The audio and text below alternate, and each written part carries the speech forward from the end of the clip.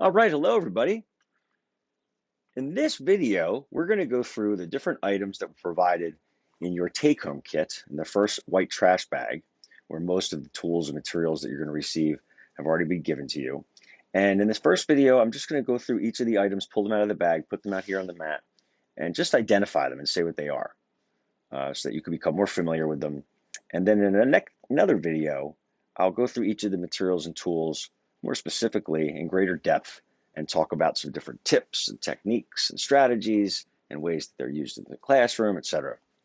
So right now, let's start taking these items out one at a time. And you might want to have these items out in front of you as well, so that you could be looking at them in person as I go through them here in the video. But first, we're going to look at some of the things that were packed in there flat in the bag. And the first thing I'm pulling out here is this cutting mat. You might see this for sewing or for something else like a classroom where kids are using the hot glue gun on them.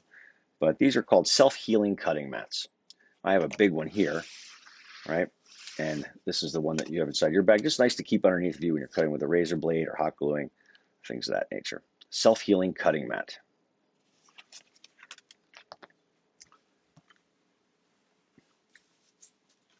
The next item I'm going to pull out here is sandpaper. You've probably seen sandpaper at some point in your life.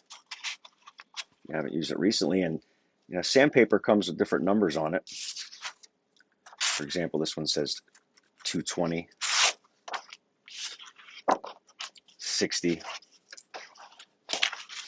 and 80 grit. So you should be provided with 3 different grits of sandpaper.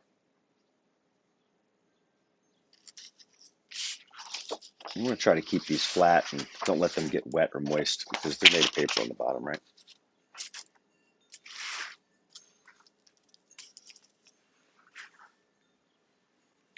Next item, this thin piece of plastic is acrylic sheeting. Acrylic, also referred to as plexiglass. So this is a pretty thin piece, right? You'll notice that it's got a little bit of a film on it that you could peel away, and that protects the surface of the material from being scratched while it's in transport or until you're ready to use it, right? So this is acrylic sheeting material or plexiglass. Next item, one of my favorites, graph paper. Graph paper. So this is 1/4 inch graph paper with the light blue lines. And this stuff can cost a few bucks, and definitely something you want to recommend photocopying if you get a chance, so you don't have to spend money on it, especially if you can make them in 11 by 17 sized paper.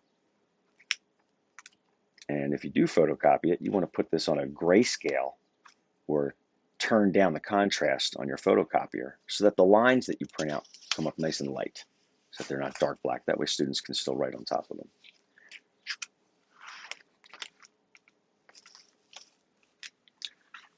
Next, a simple piece of cardboard.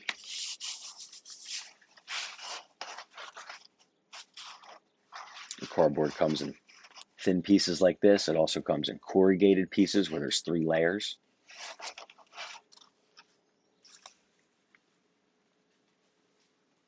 And next up is foam core. Foam core, also known as presentation board. You might see this stuff used in a science fair with the trifold boards, or kids may mount things to this. And it comes in different colors, different thicknesses. This is a 3/16 thickness, which is the most standard size, 3/16. And again, foam board, presentation board, same name, foam core. And obviously because it's got a layer of paper on the top and bottom and a core that's made of foam. Great for modeling.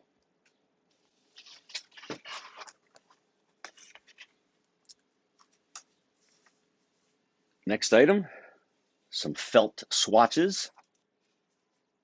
Felt here. Everybody's got a few different colors at random. Oh, it's nice and soft. Felt swatches.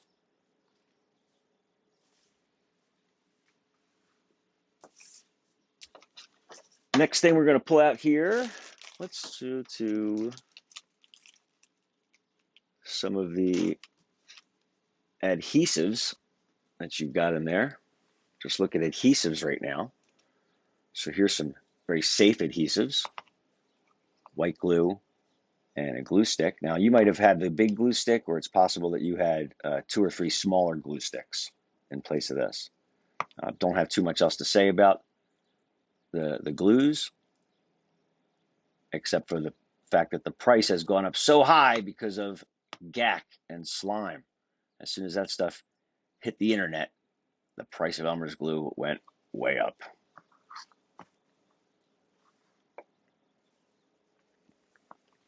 Next we have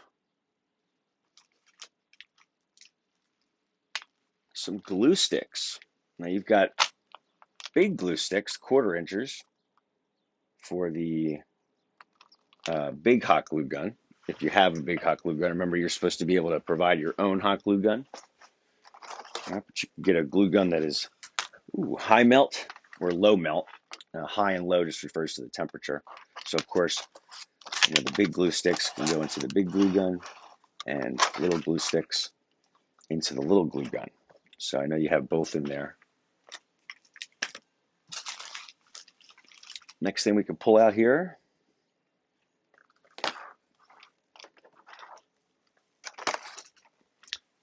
with adhesives is epoxy resin.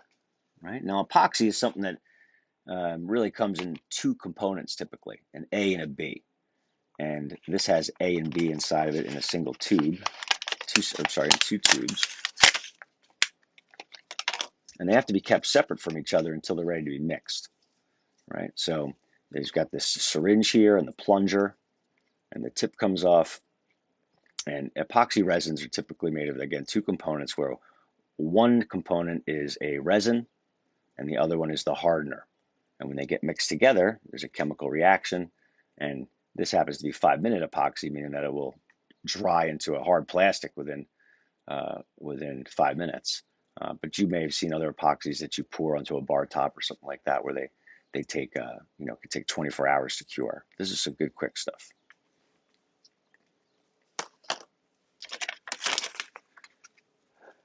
Next item we've got here, let's see, how about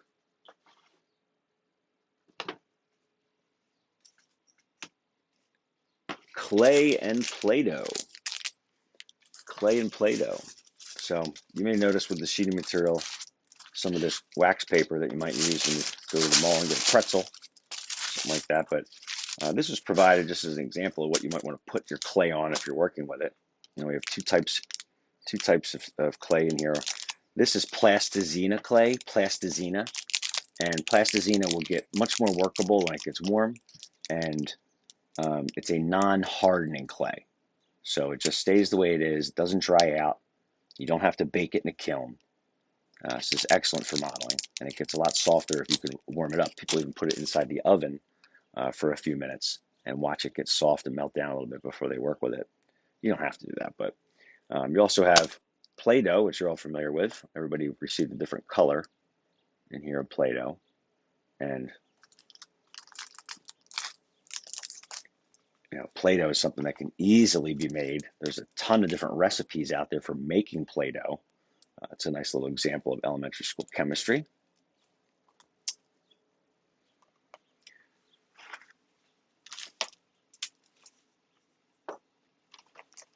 Next, we'll look at a couple of these pieces of wood that you may have found inside your bag. So you have some chunks of wood that are in rectangular blocks like this. Some people received a bigger piece, some people received a couple smaller pieces of it. And when you feel this stuff, it's super light and porous. It's actually made of balsa. It's balsa wood. And for as soft as it is, you could actually take a bite out of this if you wanted to. Even though it's soft, it doesn't have a lot of ductility, like the hardness of the surface.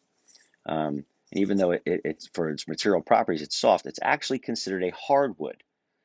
Hardwoods are trees with leaves, and softwoods are trees with needles, or coniferous trees. So even though this thing is soft, it is an example of a hard wood, but it's a really, really common modeling material in used in schools, and it can be shaped into different things, and it's easy to work with, to drill, to sand, to paint, etc. And because it's lightweight, it's a really nice thing for making models out of. So balsa wood, B-A-L-S-A. Some other pieces of wood you have in here are these longer strips. We call this square stock because it is square. Stock is just a term that's used to refer to materials. What kind of stock do you have over there? Well, I got square stock, or I could have round stock. This is 3/8 inch round stock in 12-inch lengths. And this type of wood is another common wood sold in school supplies for projects. And this is called basswood, B-A-S-S, basswood. It's a little more dense. It's a little bit heavier. It's a little bit harder to work with, but it's not really for shaping. It's really for being used as a structural material.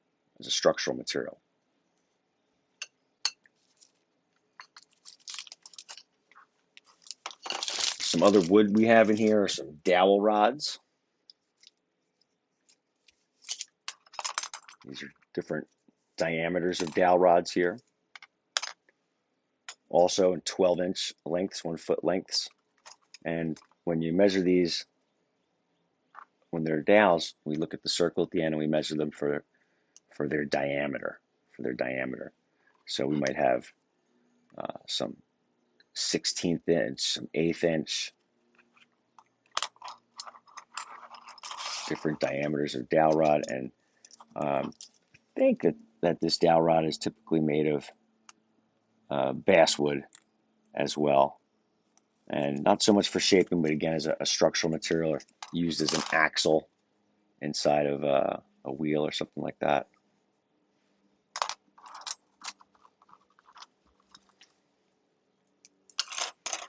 Next thing on our list up here would be, I'll just go into these brass tubes.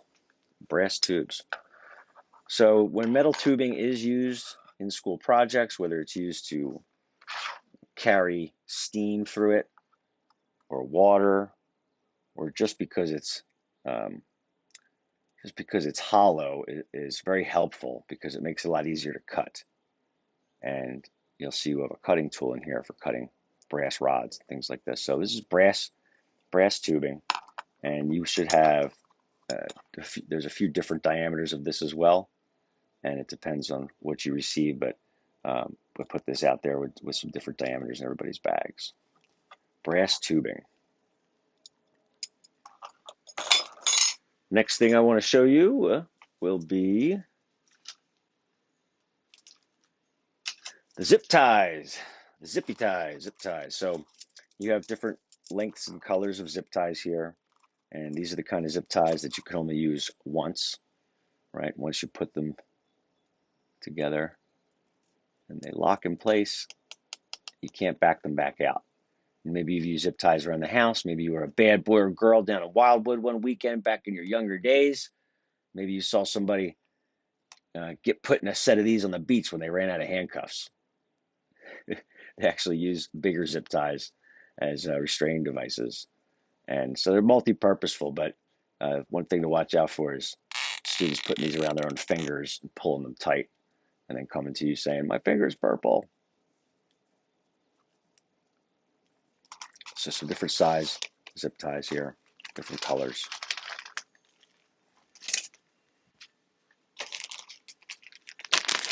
Next we have this bag of plungers or syringes, and obviously these don't have needles in them. And if you buy these online for school applications, they might be jacked up in price. But if you buy them from the medical side of Amazon, where they're not sold specifically for schools, you may see these at a much better price.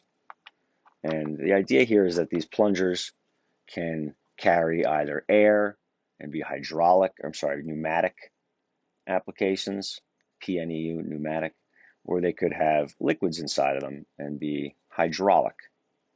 And these are used to control action and movement, because you can put the tubing over the tip. And this isn't a locking one. You can get these where there's a threading on the tip, and you can twist your tubing on, and it will really keep it locked there better. But if the tension fits tight enough like this is with this diameter of tubing, you'd be just fine. And so if you see this being used in any structures and mechanisms, or something like a robotic crane arm where somebody can push the plunger in on one side, and as a result, the plunger will push out on the other side. So let's see what that looks like.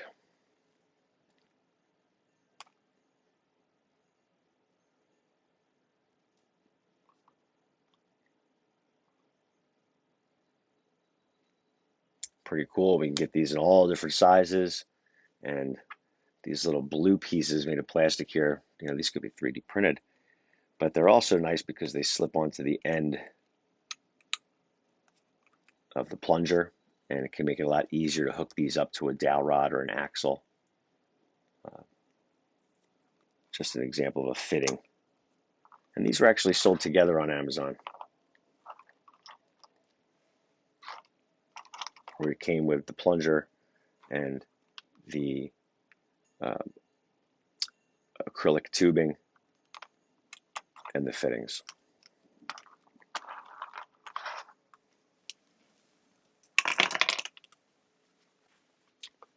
Next up, we have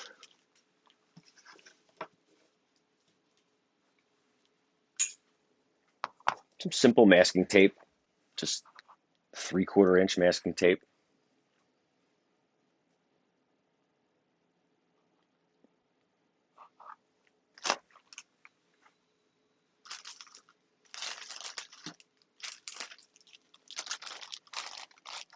Some little mini red Solo cups.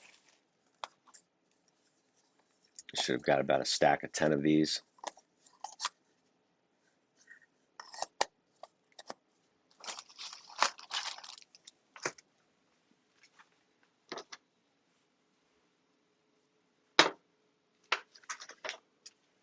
Your colored pencils, of course. Packs of colored pencils. And these are not sharpened. So you're going to need a pencil sharpener.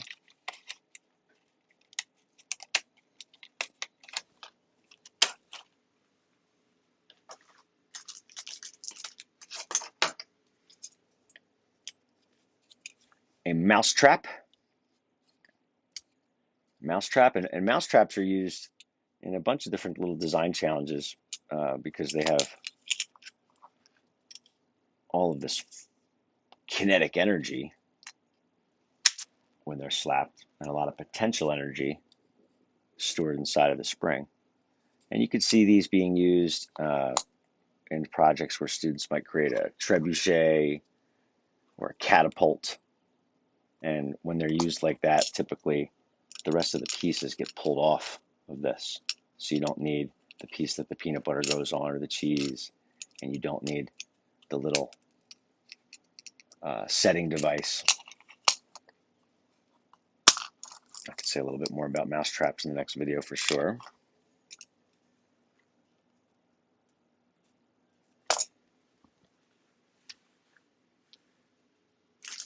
Next we have some safety glasses, the Z87s that we mentioned in the safety class.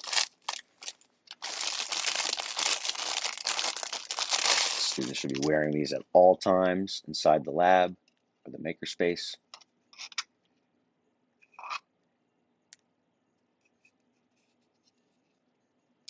These are pretty cheap. You can get them for less than $3 a pair, especially in bulk. If you look closely, you can see. There it is. It's kind of tough to see. Right here they say Z87.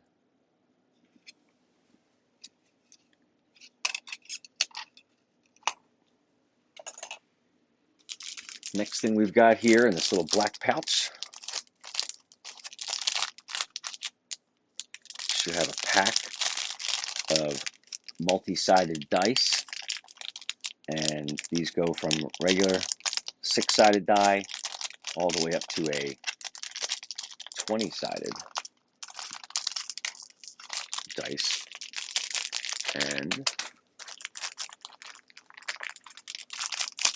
pretty cool. And if you recall, there's going to be an activity where we do something with Dungeons and Dragons and D&D. And Dungeons and Dragons always uses a 20-sided die. There it is. There's the 20-sided die. Pretty cool.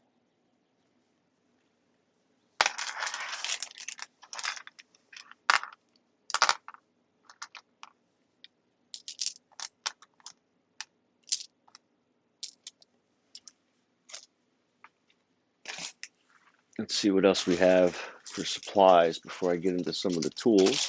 Let's go into this bag here. All kinds of little goodies I didn't want to have fall out. Put them inside this bag and dump these out on the table. Ooh, the marbles will roll.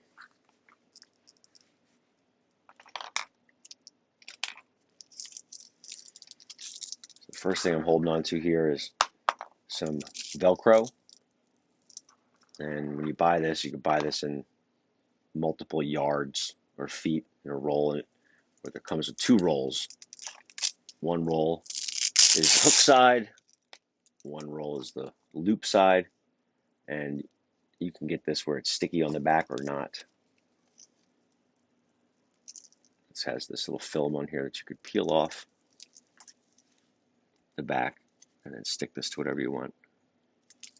Awesome stuff to have in class, whether you want to be attaching things permanently, semi-permanently.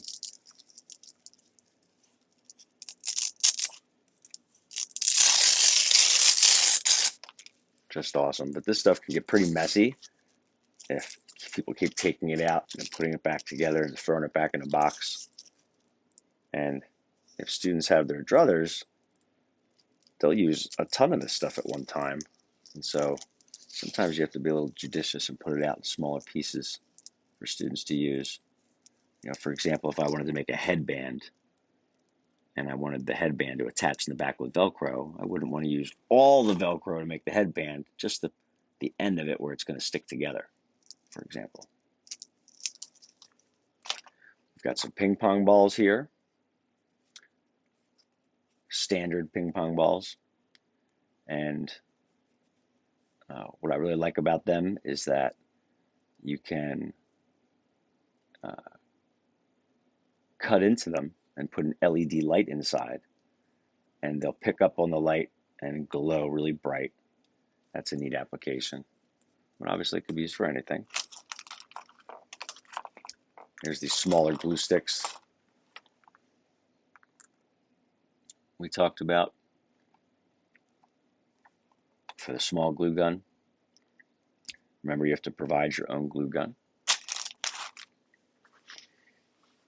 We have some tiger's eyes marbles.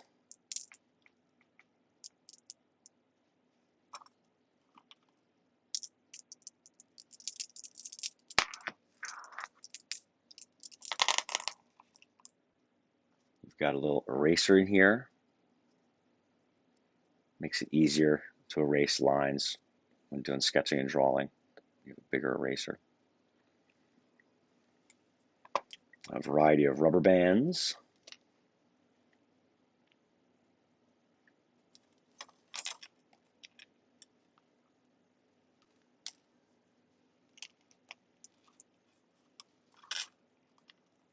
There's the little zip ties, the 4-inchers, and a couple little decorative skewers. with a nice little knob on the end to hold on to. I think these are made of bamboo skewers. Got a handful of googly eyes in there. Always make me think of Cookie Monster. And last thing inside this bag is this piece of craft wire.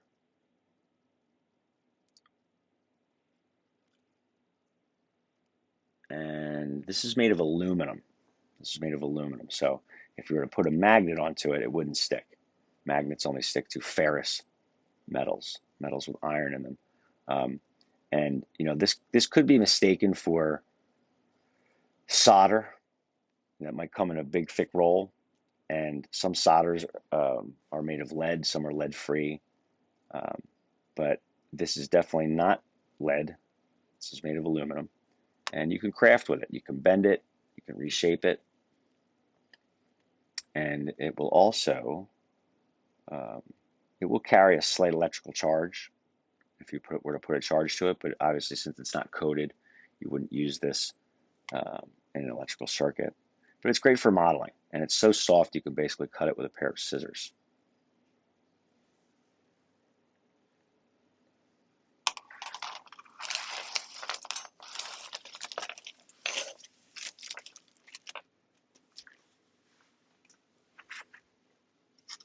A few more items before we get to the stuff in the electrical circuits bag. First thing I'll bring out here are the magnets. There are two types of magnets here. We've got these bar magnets that are ceramic bar magnets. These are pretty strong, right? And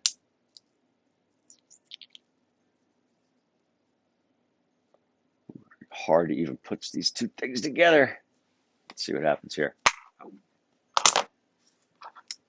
So these are ceramic magnets.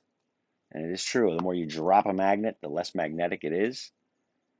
And if you bash these into enough things, they can start to break and fall apart. I've seen people coat these with white glue to protect them. It's kind of unnecessary. But now here's another type of magnet, Neodymium Magnets. I have a hard time saying that.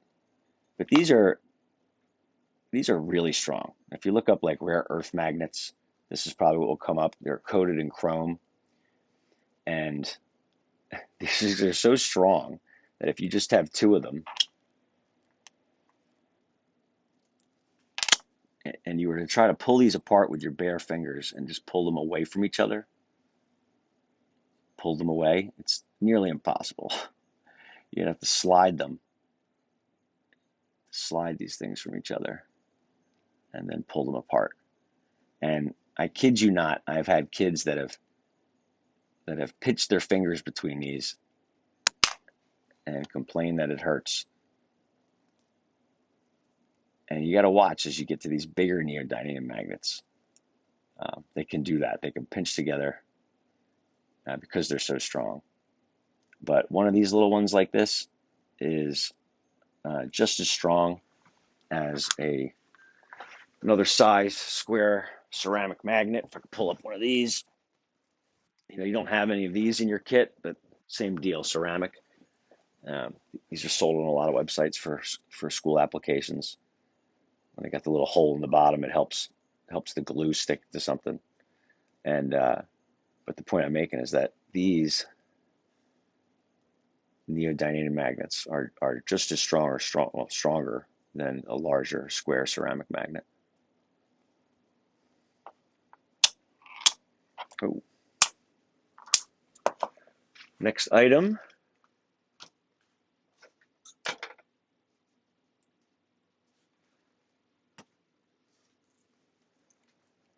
Items. I have a little paintbrush here. It's a little paintbrush, and this could be used for painting or for evenly spreading glue onto a project. And then we have some Exacto razors. Exacto is just a brand name, just like Kleenex is a brand name for tissues. But should have at least two Exacto razors inside your box, your kit. and we're going to do a whole other video just on razor blade safety. But just to say a couple things about them, right? They've got a knurled edge, knurled, K-N-U-R-L-E-D. That's how they get this texture on them for gripping, the knurled edge. And your second kit that you pick up with your 3D printers at some point in the near future, we're going to have additional razor blades, right? And just quickly, when you have one of these tools, you can take this apart by twisting the top here and sliding the blade out.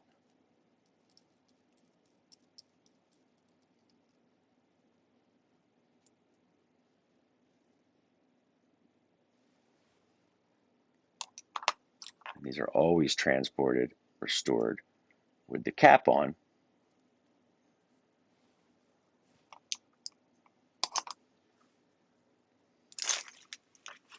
Next we have,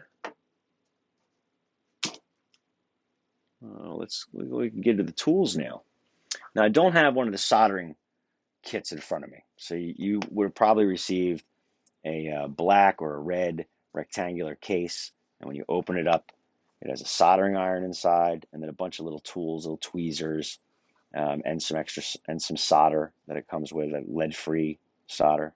And you also will have received a separate roll of lead-free solder. And so this is in addition to the box little kit with soldering stuff, right? This is going to come in handy when we start to learn about soldering and do some practice soldering in a future week.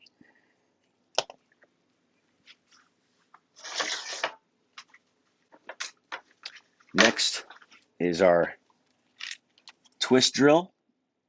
I'll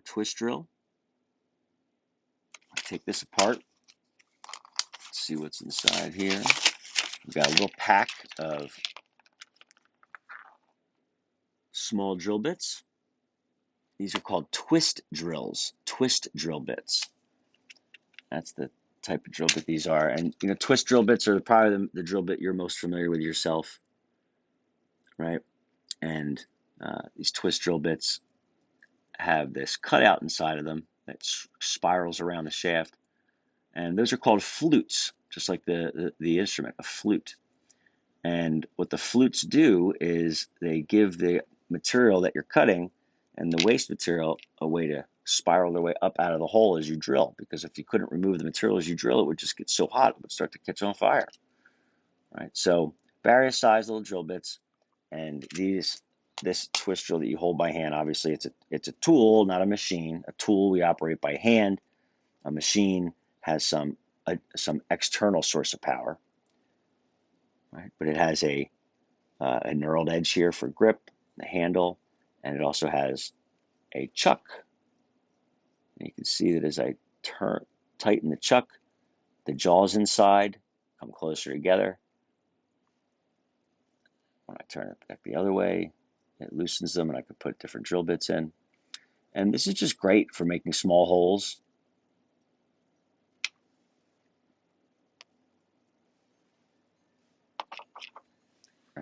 I can drill into something by hand.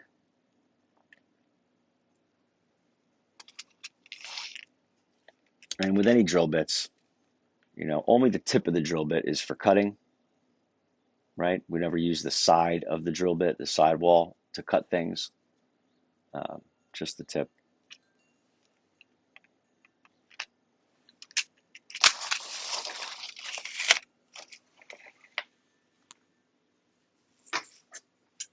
Next item you have is a junior hacksaw, So it's a smaller version of a hacksaw that you might have seen at some point. This is a much larger one. Like, you didn't get one of these, right? But this is a smaller version.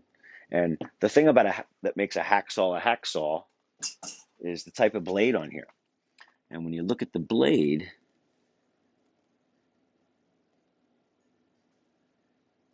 you could barely see the teeth, right?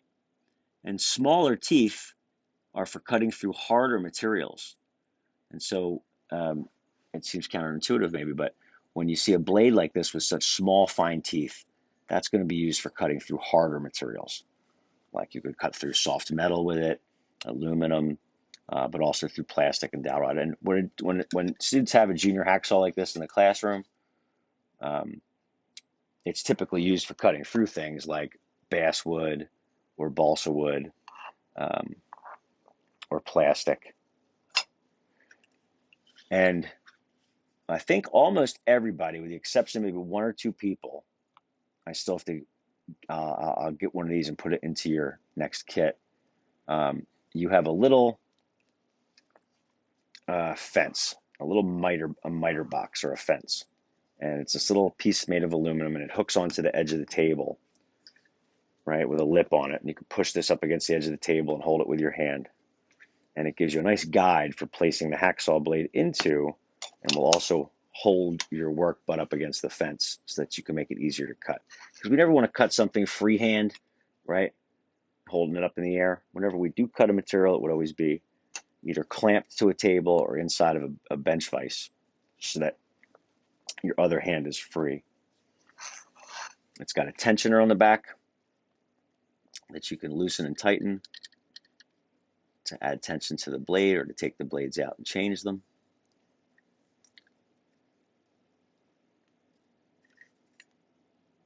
Junior hacksaw.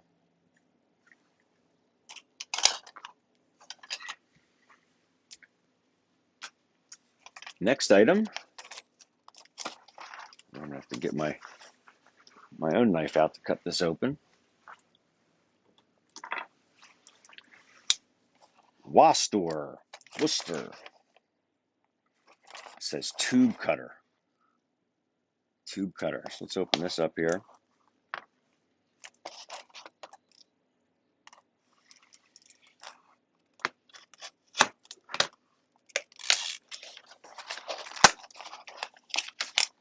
This is a really nice tool.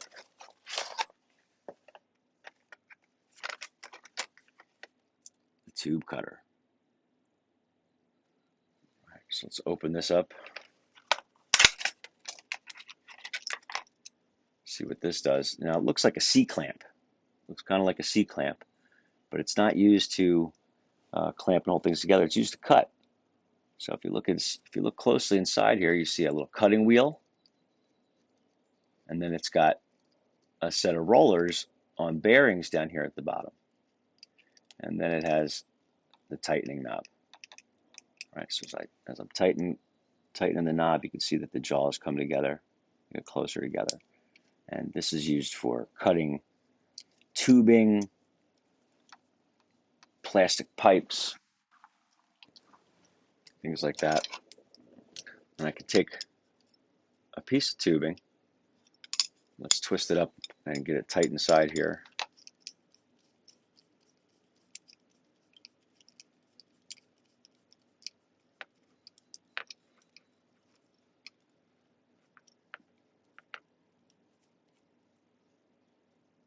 There we go. All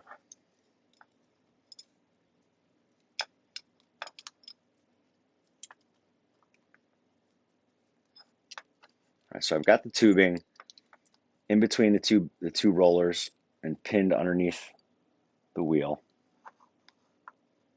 There we go.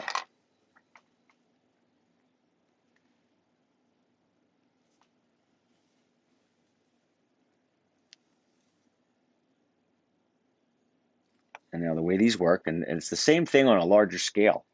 If you're a plumber and you're out there, or a pipe fitter, and you're going to cut up big pipes, the tools still look very similar, just they get bigger. And there's even smaller versions of these. I'll show you later. But the idea is that if you put a little bit of tension on the knob, not so tight that you can't turn this thing, but just tight enough that you can turn it, and that the cutting wheel will start to score the brass tubing. And I would hold the brass tubing super tight, and then turn this a couple times, and then tighten the knob again. Turn it a couple times. Tighten the knob again.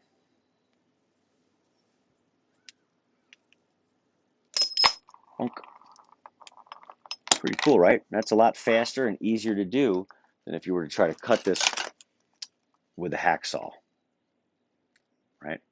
This would definitely be a better technique. As I'm looking at this, I'm thinking about making my own wind chimes now, you know, or maybe a pan flute.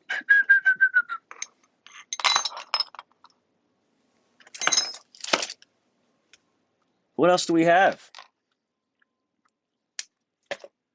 Let's see. Not too many things left here. We've got the... let's bring these tools out and this material together. I saved this one until now. This is a piece of polystyrene foam, and you may see this in Home Depot as pink foam or the blue foam, the same kind of stuff.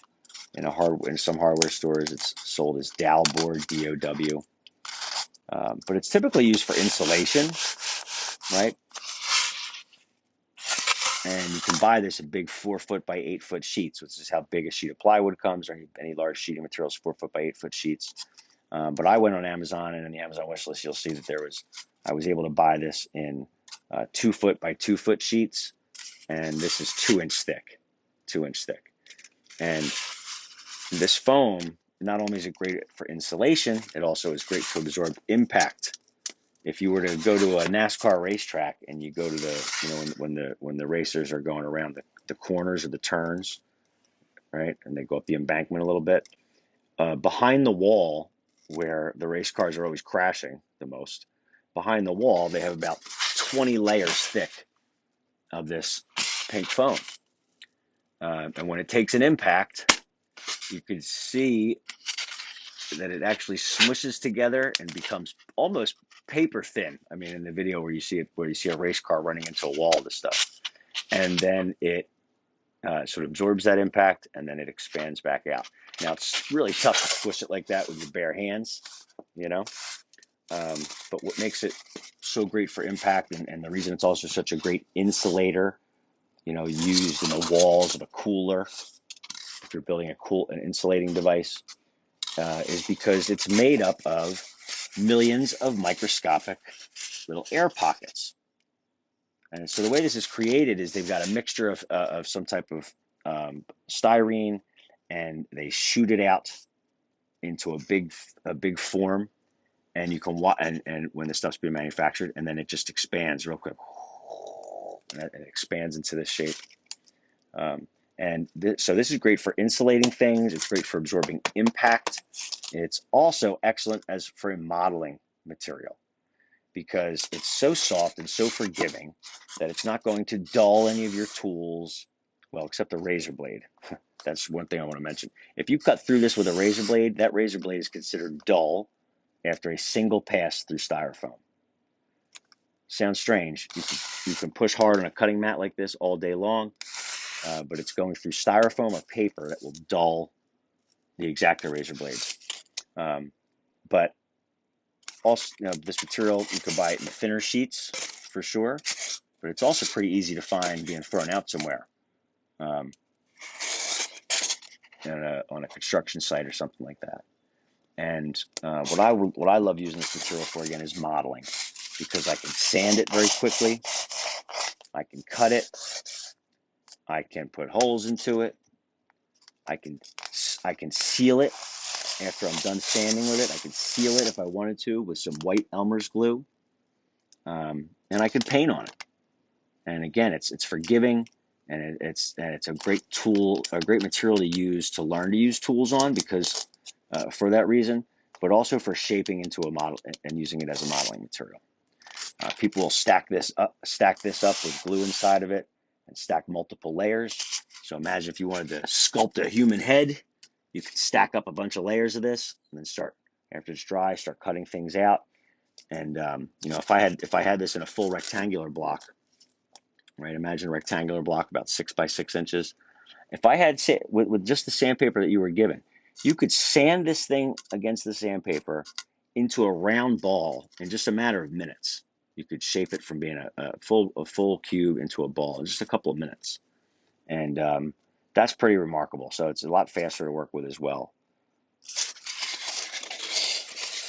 And back again, one more thing I wanted to say about insulating properties. Because of all the millions of microscopic bubbles and pockets of air that this is made up of because of the manufacturing process, that's what makes it a great insulator. Insulation is based upon the number of pockets of air you can have that separate the thing you're trying to keep insulated from the outside conditions.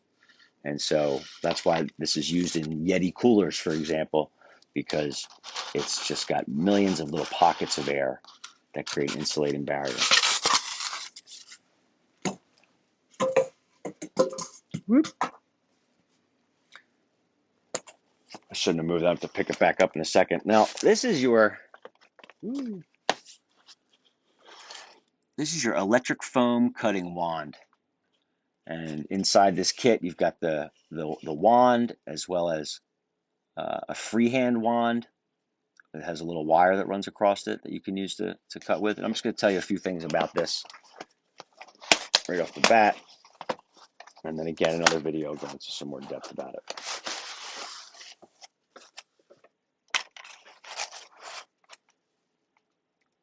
Here's the handle. All right, this is very low voltage.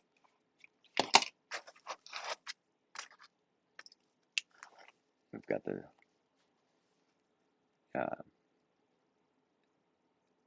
nichrome tip. I'm going to explain that to you here. If I can line these little holes up. There we go. I guess you could put different attachments into the end here, right? Even gives you a second one of these that's a little bit longer. And the premise here is that, this plugs into the wall, and the transformer here brings this down as an adapter to be a much lower voltage, and only a very low amount of voltage will run through the tool. And when you plug it in, it will get hot to the touch. If you were to hold on to this with your bare hands, you would get a burn. But just bumping your hand into it is not enough to cause a massive injury, of course. And the low voltage goes into this type of metal, which I said is nichrome metal. And with that low voltage, the metal starts to heat up. There's no electrical current coming out of the tip, right? Just that low voltage helps to heat it up. And you can use this to shape foam. And so the pink foam I just dropped on the floor. You can take this and literally just start cutting into it like it's butter. Right now, if you do this, you want to do this outside. If you do start melting foam, or you want to put it near an air purifier, something to just move those fumes away from you, or especially great to do it out in the open air. But if we're in a classroom, this is often done near an open window with a fan facing out, pulling the air out away from you or the student, or into a maybe under the chemical fume hood that's in a science classroom turned on, where that has some ventilation, or even just like I said, a simple air purifier with a carbon filter in it, and absolutely awesome and a whole lot of fun, right? And there's different variations of hot wire styrofoam cutters out there. This is definitely like the most affordable tool to have in the classroom, and it's cheap enough that you can do replacements on it. All right, so we'll demonstrate this in another video. Let's see. Oh, there it is underneath. Underneath, we've got the wand attachment here. This is nice for cutting slices through the foam. And you can ask, is there other styrofoam that you can cut besides the pink and blue styrofoam? And the answer is yes. It just can get messy because this styrofoam is so dense and fine and consistent. But when you have styrofoam that you look at that seems to have like the little white little globules or balls, it's maybe the kind of styrofoam when you break it, it doesn't make a clean break. You get all kinds of junk everywhere that flies all over the place. You can still cut through that. It is styrofoam, but this is just a much better quality, the polystyrene styrofoam. So we put these other tools on the end. We can use this. It looks like a cheese slicer, right? And you can make little slices out of something with it. Popped into the end of the tube here. It comes with a little stand that you can rest your tool on.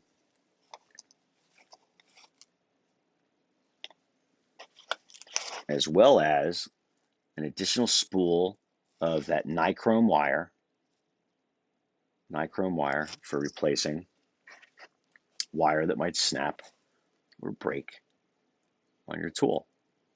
And anytime I've replaced the wire on these, you know, it's as simple as wrapping it around the one edge and then pulling it across and wrapping it around the other edge and then folding the little remaining piece over a little bit. You know, there's a little slice or indentation here that captures it, but the thing to do is you want to make sure that this is always under enough tension so it's not just falling all over the place. And what you could do is you could pinch these two pieces together toward one another. So I could pinch these two together toward one another so that they're pinched in a little bit when I wrap this up, and that way when I let go, it'll be under tension again.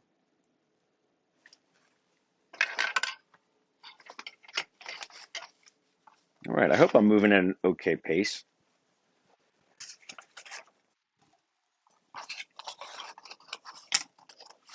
Now we're going to open up the final bag with some electrical stuff inside of it, wires, LEDs, battery holders. And I think I'm going to move the camera up and over for this. Let's try to make sense of what we have inside here. You also want to bring out this cutting tool, which is a automatic wire stripper. It's got two pieces to it. It's got a cutter in here for cutting wire, and then the mouth and jaws here are for stripping the wire.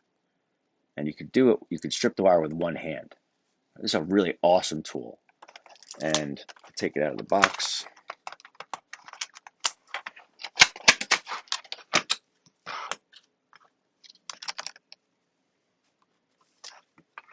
Obviously, I have some electrical tape here. Electrical tape is made of vinyl, and you can use this to wrap around any exposed wires, or after you twist two wires together, you can cover the joint up with the electrical tape, right? And we're going to do a couple different circuits activities and projects where we'll be soldering connections together. But with the things that you have in this bag, we can also make, especially if we're not using a printed circuit board, you can solder things, you can connect things manually with wire caps. All right, so let's just look at the components we have here. So we have the wire cutter stripping tool. We have a bunch of LED lights that have been cut off of a larger holiday light string, and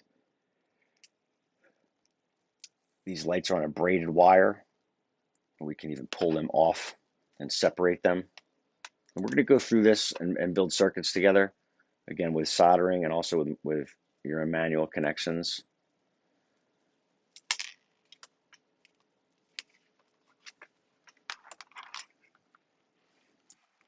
And it doesn't matter what color the wire is here. It has nothing to do with it. It's just the insulating coating that surrounds the copper and tin wire that's the conductor on the inside. Come on, focus up. But yeah, the inner core is made of metal wire. There you go. And that metal wire inside is the conductor, and the rubber or plastic coating on the outside is the insulator. And then we have the LED, or light emitting diode. And what I love about these tools is that I can take the wire and I can put it right inside in between these jaws.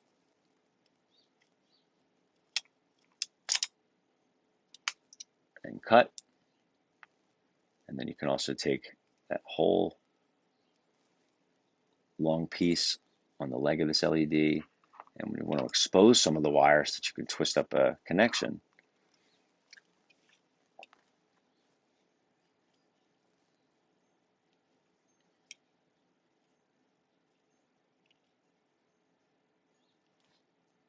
One hand, right?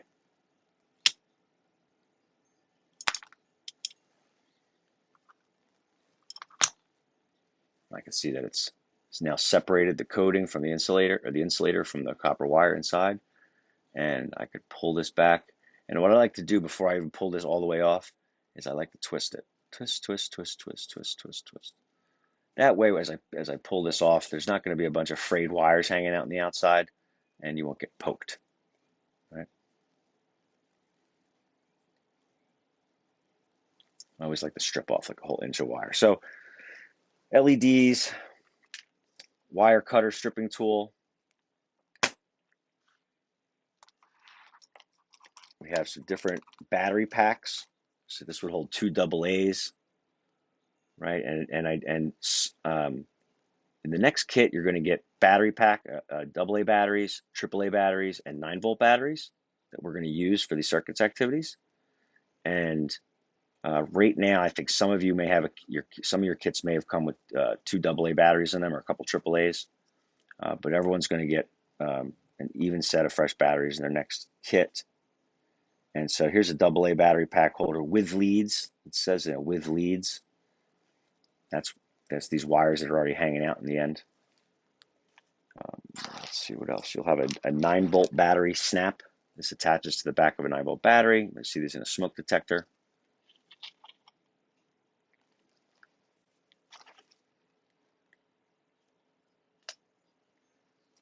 Now we have some different switches, on-off switches.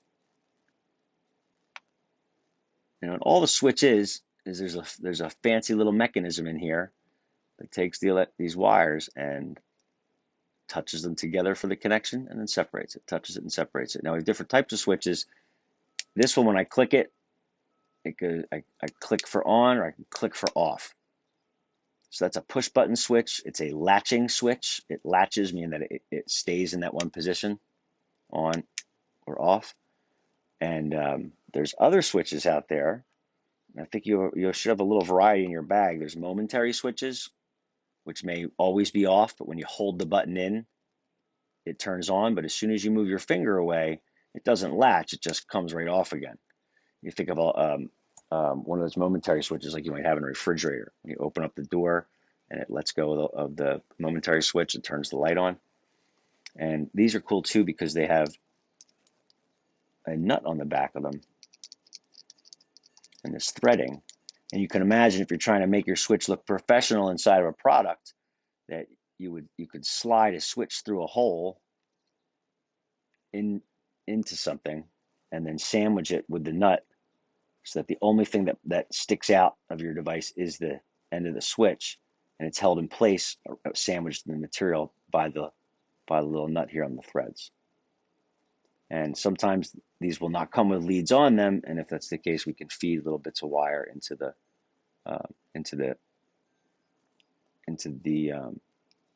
connection. You could also make your own switch just by simply having a little piece of paper, little paper clip underneath a thumbtack that you swings back and forth like the gate on a fence. We've got rocker switches here. A rocker switch.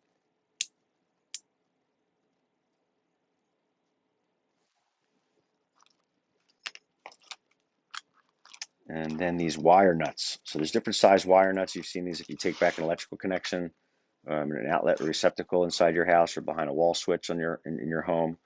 And they come in different sizes just based on the amount of wires. Whoa, just based on the amount of wire that you're trying to accommodate.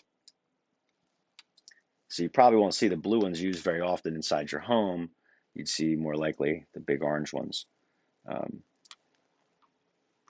The way they work is if we could take a piece of wire, I could strip the ends off. I can hold these 2 pieces of wire and kind of cross them like bunny rabbit ears toward the bottom. I just like to hold them right in place like that, just like they're crossed. And then twist, twist, twist, twist, twist. So now I have these two connections braided up here. And then we can take the entire wad and stick it right inside here. And you can see inside these wire nuts or wire caps, there is a metal sleeve inside that's threaded. And since that metal is harder than the soft copper or tin that's inside as a conductor, when you push this in and then start twisting, it'll catch the wire, or the conductor inside, and you'll feel it make a tight connection. Once I have this tightened on there, I can't pull it off. And that's what you can do in place of a soldered connection. Also makes it a lot easier to take it on and off. So there's different size wire caps here. And then you have, in addition to these holiday light LEDs, which we'll see how we hook these up later with AA's, we also have these other LEDs. And these are the ones that are going to be really useful in the lightsaber project. These also have leads coming off them already, or legs, right? Make them easier to work with. And these are much brighter. I think these are probably use about twice as much energy as the LEDs that come off of a light string, off a holiday light string. And again, the electrical tape is another way to go over a connection. So if I don't want to put the wire nuts on, I could just wrap electrical tape around the exposed wire for the connection. I'm almost done here. So I wanted to mention that you will have a flat piece of cardboard packaging inside your kit. And when you open it up, you'll find that is Google Cardboard, right? And the Google Cardboard, you can assemble it following the instructions and put it together and make one of those. It looks like a little VR headset that you stick your phone inside of. And then there's two pieces of glass that go over the eye ports. And that's what allows you to use your phone in some of those VR applications or games or watching videos that are 360 where you can move around. And that's going to come up in a later week, more towards the end of our first course here, Maker Mindset, and that's really cool. But I can't stop you from opening them up and trying to put them together and use them. They're yours now, and so I wanted to mention that. And then another thing I don't have in front of me is you'll have a little bag that has a small kit inside of it. It looks like a PCB board or a little circuit board, and then some little components. And the whole thing sits on top of a little AAA battery holder that would hold two AAA batteries underneath of this board. And if you read the label on it, it says that it's a learn to solder kit for an FM radio. So that little kit is going to be used later during a soldering lesson. We learn to solder and put those together. Just so you know what that one is. And I think I've covered mostly everything that was in the first bag. And if I think of something else, I'll put it in the next video. But hopefully this was a nice introduction just to learn the names of some of these tools and materials that you have. And I look forward to sharing more information with you about these things in greater depth in another video. So thank you again. And we're all done. There we go, 1 hour. All right, I'll talk to everybody later. Have a great day. Bye-bye.